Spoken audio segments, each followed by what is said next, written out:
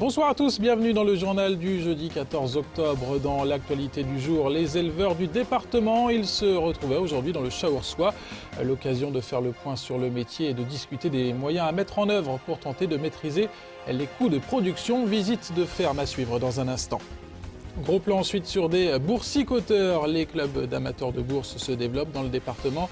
Nous irons à la rencontre d'un club fondé en 2009. Vous allez le voir, pas besoin d'être un expert pour y participer et pour gagner de l'argent. Et puis le coup d'envoi du Salon régional du livre pour la jeunesse, aujourd'hui à l'espace Argence de Troyes. Rendez-vous en fin d'édition pour le premier JT du Salon avec nos envoyés spéciaux sur place jusqu'à lundi. Éleveurs bovins ou ovins, comment faire pour réduire les charges? La question a été posée aujourd'hui lors du rendez-vous baptisé Alizé. Un rendez-vous annuel qui regroupe des éleveurs de l'Aube, mais aussi du Loiret et de l'Yonne. Ce jeudi, 4 fermes du Chaourçois ont ouvert leurs portes. La journée se veut concrète et pédagogique. Le témoignage d'éleveurs permet de montrer des idées simples pour tenter de maîtriser les coûts de production. Reportage Christian Viera.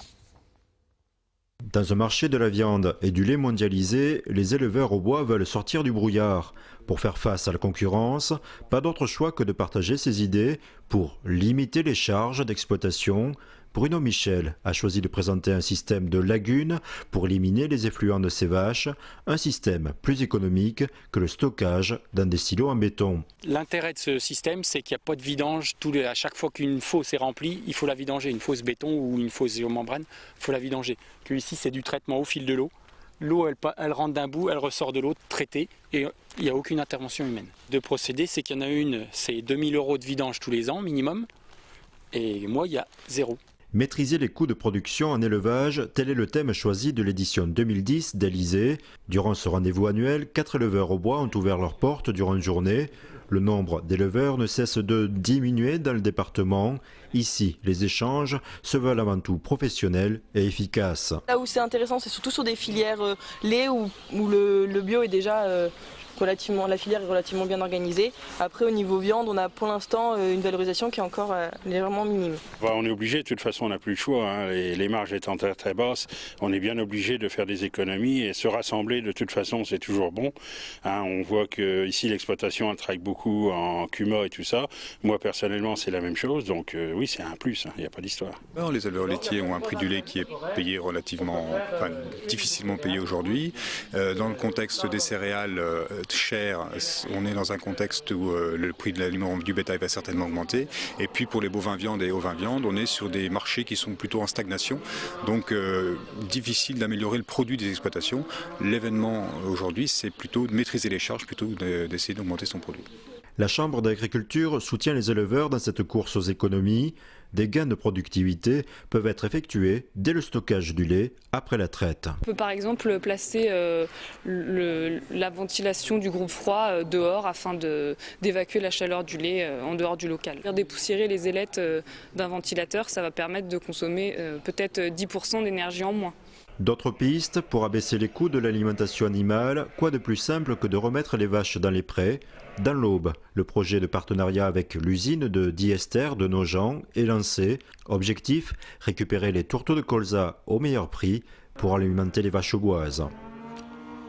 La Poste continue sa mue dans l'agglomération troyenne. Le site des Écrevols se transforme en ce moment en plateforme de préparation de distribution. Les machines de tri vont y être maintenues. Va s'y ajouter un pôle médical et social.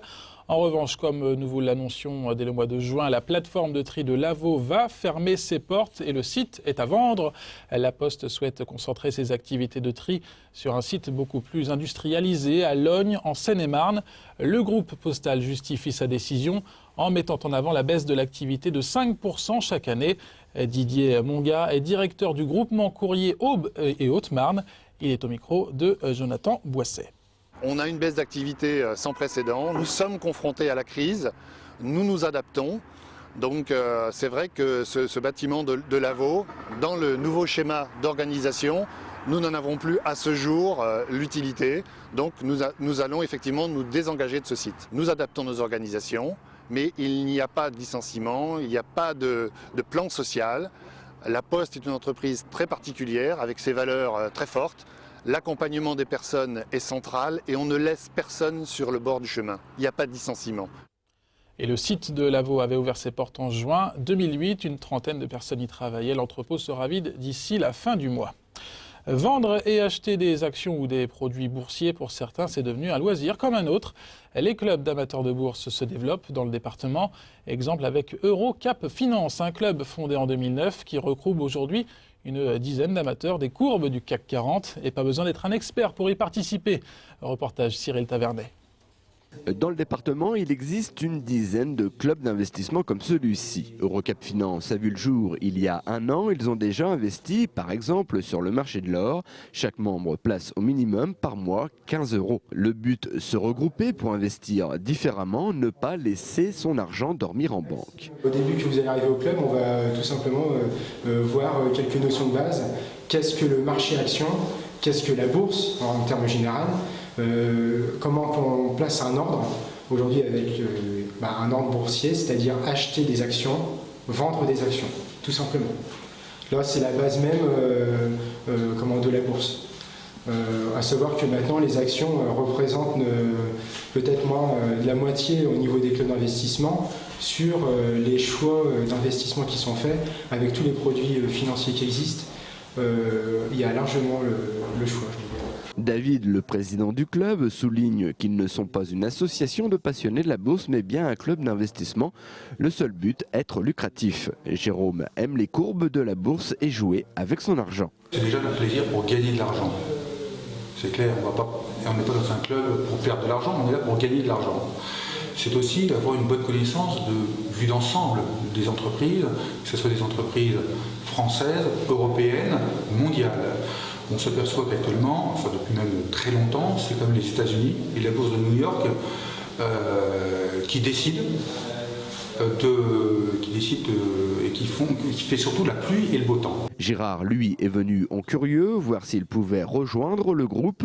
Le club a aussi vocation à transmettre son savoir, apprendre aux autres les rudiments de la bourse. J'en ai pratiqué il y a quelques années, mais faute de temps, tout était laissé de côté. Et puis là, maintenant, je vais avoir du temps devant moi, vu mon âge. Donc, c'est pour ça que je remettais en route ce système-là. Et par le biais d'un groupe, si on veut, c'est l'idéal. La France compte 13 000 clubs, 150 000 Français, dont 120 000 hommes. La moitié sont des retraités. Dans l'Aube, ils sont 150 boursicoteurs inscrits en club. Et visiblement, ça marche. Les membres de ce club ont gagné en moyenne et par trimestre de 8 à 10% par rapport à leur mise de départ, 100% même dans certains cas. Attention quand même, cette situation est assez exceptionnelle. Allez, on passe tout de suite au JT du Salon régional du livre pour la jeunesse.